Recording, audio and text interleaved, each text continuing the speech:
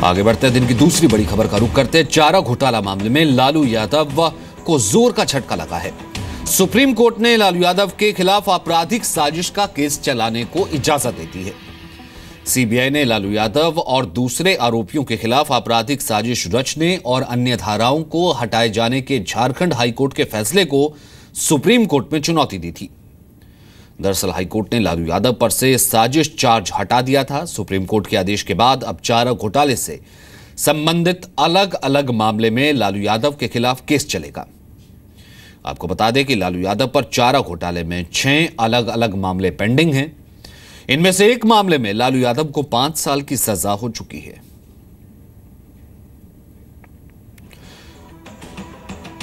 तो चारा घोटाले से जुड़े मुख्य मामले में लालू यादव को पहले ही सजा हो चुकी है, बेल पर वो बाहर है। वहीं सीबीआई एक अतिरिक्त केस चलाना चाहती थी, अब एक दूसरा केस भी चलेगा।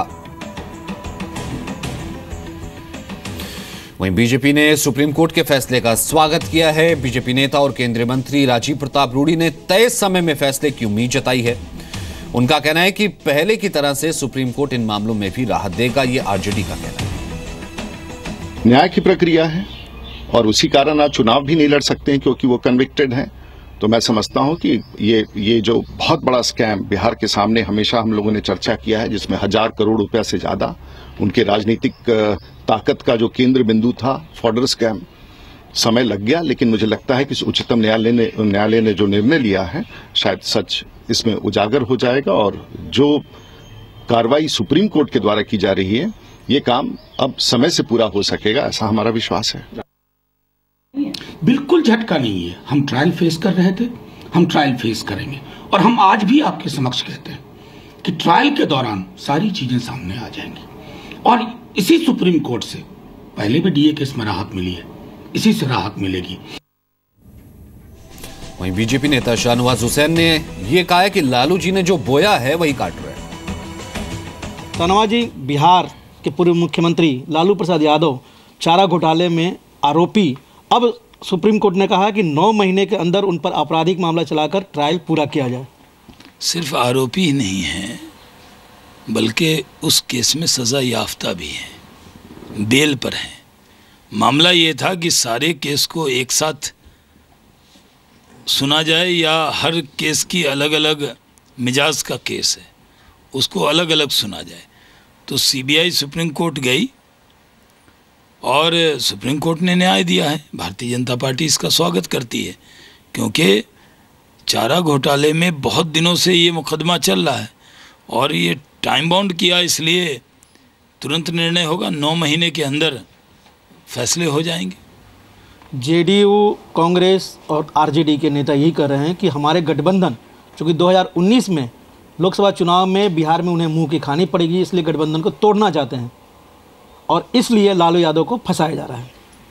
देखिए, फंसाया कहाँ जा रहा है, ये तो उनकी ही गवर्नमेंट में, जब केंद्र में उनकी सरकार थी तभी एफआईआर दर्ज हुआ था, तभी उस वक्त जांच हुई थी पूरी और जांच को लिंगर किया जा रहा था।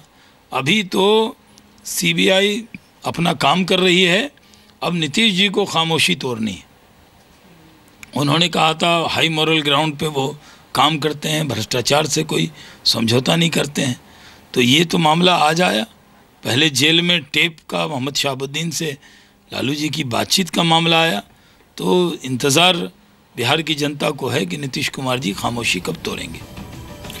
वहीं बिहार बीजेपी के नेता सुशील मोदी के मुताबिक लालू पहले भी जेल जा चुके हैं और दोबारा भी जरूर जेल जाएंगे। तो वहीं जेडीयू नेता अजय आलोक ने कहा कि जो भी फैसला होगा सम्मान करेंगे।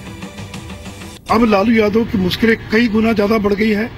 9 महीने के भीतर चारा घोटाले से जुड़े सभी मामलों का ट्रायल पूरा करना होगा और अब कॉन्स्पिरेसी जो एंगल है 120B, जो षड्यंत्र का जो मामला है, उसका भी ट्रायल में उसको शामिल किया जाएगा।